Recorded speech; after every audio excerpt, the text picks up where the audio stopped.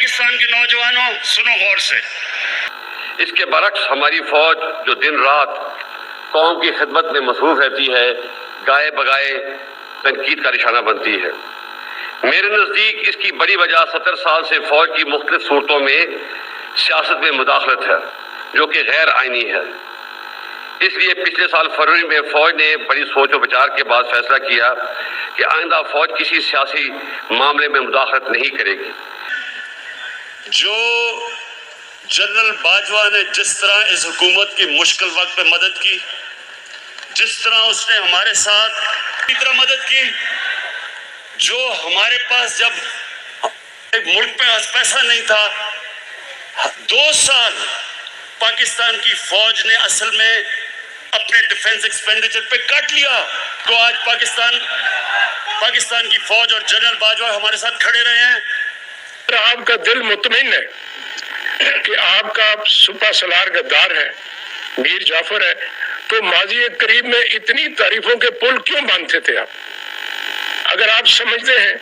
کہ آپ کا سپہ سالار غدار ہے، میر جعفر ہے، تو اس کی مدت ملازمت میں اتنی توسیع کیوں دے رہے ہیں؟ عجیب بات ہے، آپ سمجھتے ہیں سپہ سالار غدار ہے، لیکن آپ انہیں کہہ رہے ہیں کہ پوری زندگی کے لیے اگر آپ نے اس ملازمت میں رہنا تو رہیں۔ فوج کے اوپر اور فوج کے سربراہ کے اوپر اس طرح کی جو زبان استعمال کر رہے ہیں کہ کون ذمہ دار تھا اس کا؟ کس نے ایک چلتی ہوئی حکومت جو اچھی بلی جو میں خود آپ کو بتا رہا ہوں، اور یہ آپ اکنامک سروے آف پاکستان میں دیکھ سکتے ہیں کہ ہماری پرفارمنس کیا تھی، میں نہیں اگر کہہ رہا تو آپ خود دیکھ سکتے ہیں، اس حکومت کو سازش کر کے بیرونی سازش کا حصہ بن کے کون ذمہ دار تھا اس کا؟ اس کا ایک آدمی ذمہ دار ہے، اس کا نام ہے جنرل باجوہ۔ میں اس کے خلاف اس لیے نہیں بات کرتا تھا، آرمی چیف تھے، آرمی چیف کے خلاف آپ کیوں نہیں بات کر سکتے؟ کیونکہ فوج کے اوپر فوج کو برا نام نہ آئے۔ جیسے میں نے ابھی کہا کہ اگر آج بھی جو کچھ ہے کسی کے پاس کوئی ایویڈنس ہے تو سامنے لے آئے۔ بالکل یہ جا کے بتایا، میں نے کہا یہ اگر آپ نے کیا اس وقت یہ جو سازش ہو رہی ہے یہ کامیاب ہو گئی تو یہ ہماری جو اکانومی ہے وہ بڑی مشکل سے یہاں پہنچی ہے، جیسے ہی کانفیڈنس گیا یہ نیچے جائے گی۔ میں کبھی کسی کے پاس نہیں گیا، چیف نے یہ کہا کہ میں کبھی کسی کے پاس نہیں گیا، آئی ہیو نیور ریکویسٹڈ کہ میں کسی سے ملنا چاہتا ہوں، تو مجھ سے کیوں بار بار آپ ملنے آتے ہیں؟ باجوہ صاحب چاہتے تو اپنے آخری 6-7 مہینے بہت سہولت سے گزار سکتے تھے، وہ یہ فیصلہ نہ کرتے، اپنی ذات کو مقدم رکھتے، آرام سے نومبر میں اگلے مہینے ریٹائر ہو کے چلے جاتے، نہ کسی نے تنقید کرنی تھی، نہ اتنی غلاظت بولنی تھی۔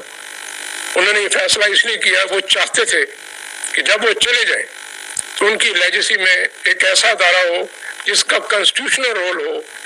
اس کا ایسا رول نہ ہو جس کو متنازع بنایا جا سکے۔ میں یہ بھی آپ کو بتا دوں، مارچ کے مہینے میں آرمی چیف کو ان کی مدت ملازمت میں غیر معینہ مدت کی توسیع کی پیشکش بھی کی گئی، میرے سامنے کی گئی،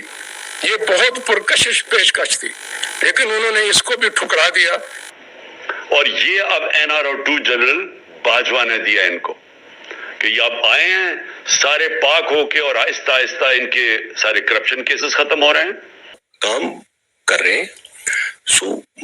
فوج اس میں کہاں سے آ گئی؟ فوج کون ہوتی ہے کسی کو NRO دینے والی اور اس طرح کی؟ دیر از نو سچ تھنگ، ٹھیک ہے کہ جی آپ کی سیاست میں مداخلت کرتے ہیں، تو چیف نے کہا تھا کہ جی ہم سیاست سے اب بالکل دور ہیں، آپ صرف ہمیں اس میں مزید مت کسیٹیں۔ سو یہ نیوٹرل یا ایسی کوئی چیز نہیں ہے، ہمارا کوئی لینا دینا نہیں ہے سیاست سے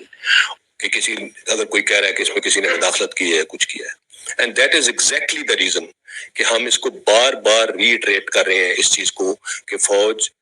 کو سیاست سے کوئی لینا دینا نہیں ہے۔ دیٹ از وائی ہم اس چیز کو بار بار ہر فورم پہ یہ بات کر رہے ہیں، اور اب I think now you would agree with me that our actions speak louder than words now, and they'll continue to do so inshallah. تم واپس آؤ تو میں دیکھتا ہوں تمہیں